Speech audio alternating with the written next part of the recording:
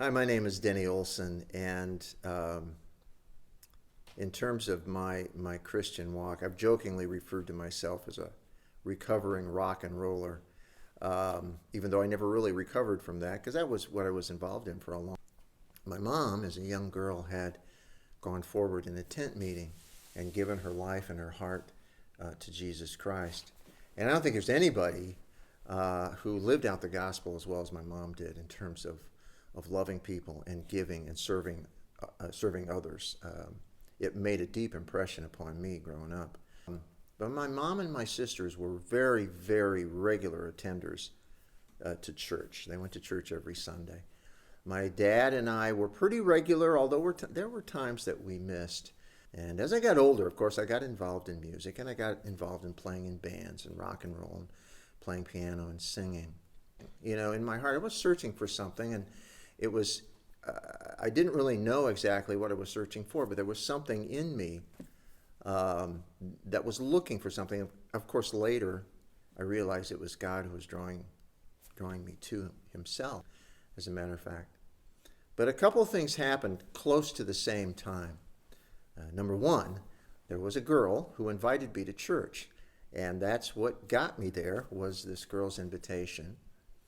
And the other thing that happened was one of these musical celebrities, a guy by the name of Eric Clapton, wrote a song called "In the Presence of the Lord" because of a spiritual experience that he had.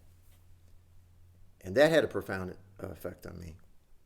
Now, through all this searching, I went with this girl to church on a Wednesday night meeting. And I still remember to this day the feeling that I had when I walked into that church. God spoke to me, and he basically said to me, "Your searching is through." And this girl's mom was the church secretary there at that church. So we found ourselves hanging out at church, through the week sometimes.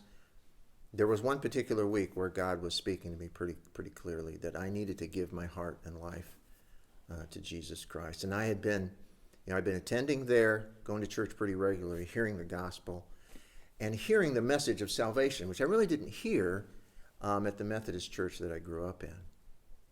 And God spoke to me this one particular weekday, and we knelt in the sanctuary in that afternoon, and I gave my heart and my life to Jesus Christ. But I felt like I needed to make a public profession of that faith, and so the very next Sunday, I went forward at the end of the service, and I prayed the sinner's prayer and gave my heart and life to Jesus Christ. One thing that I've discovered to be true all the way through that is that God never left me. God never leaves me. He is there continually, even through failures and struggles. He's always been there. And the other thing is that he's enabled me to use musical talents that I have for his kingdom and for his glory, and to be able to employ a wide variety of musical things to give him praise and to give him glory. And I think, I don't think God has necessarily a favorite type of music. I think from gospel to contemporary and anything in between can be used for him and to praise him.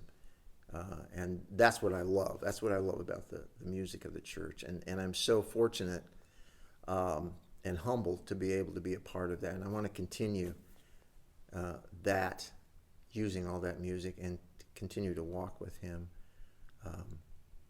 because he's always been there.